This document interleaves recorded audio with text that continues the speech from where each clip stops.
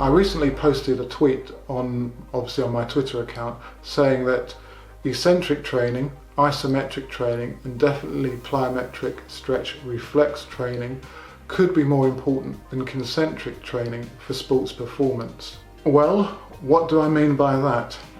Generally speaking, most of the movements we make in everyday life and in the weights room are concentric, i.e. the muscle shortens under load. So think of a squat, the lifting part of a squat, or the pressing part of a bench press. However, when you go to sprint, take off in the long jump for example, although there is a concentric muscular action, it's all about the plyometric stretch reflex. The muscles go and stretch at the ankle, hip and knee when you take off. They eccentrically stretch, and then when you move into the takeoff or into the running stride to press yourself forwards, there's a concentric reaction where the muscles shorten.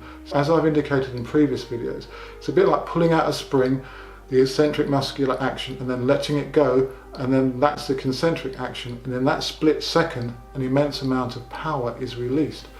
If you're training concentrically, predominantly so, you won't be developing that ability, that stretch reflex, that ability to develop elastic power, and therefore I think that concentric training can be overemphasized too much.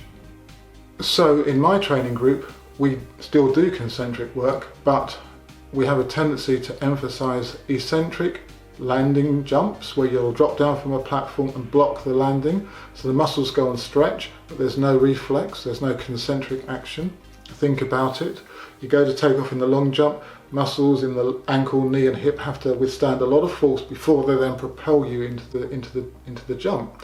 Therefore, the stronger you are eccentrically, it stands to reason that the more power you're going to be able to generate through the stretch and the reflex. And obviously we also do a lot of plyometric training, and again, if you look at some of the other videos on this channel, you'll see that we do a lot of very straight leg work where there's very little yielding on takeoff, and the idea is to ping, to bounce from one movement to the other as quickly as possible without loading.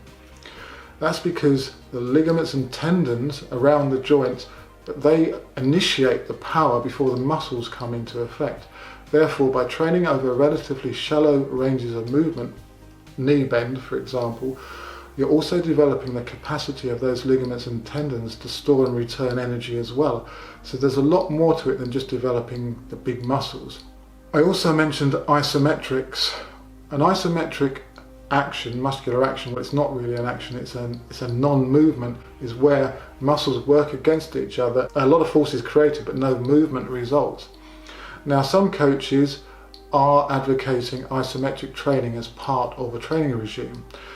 The only issue with isometric training is that the strength developed is very specific to the angle of where it's applied.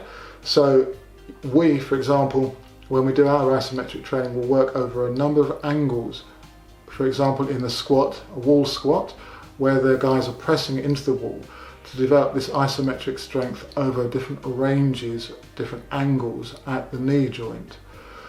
Whether or not that's going to have a direct transference into jumping is more of a moot point, and I need to do some research on it, but there is some logic and coach thinking that it will, and it will assist the eccentric proportion of a stretch reflex in particular, because for a millisecond at least there's going to be an isometric aspect to the stretch reflex. The muscles, at the point where the muscles stretch and then just about to return, there's going to be non-movement, and it will only be milliseconds, but you're developing a different type of strength capacity by working on the isometric aspect, and it's a bit of an unexplored potential. But I definitely emphasize eccentric and stretch reflex plyometric training in particular in order to maximize the returns.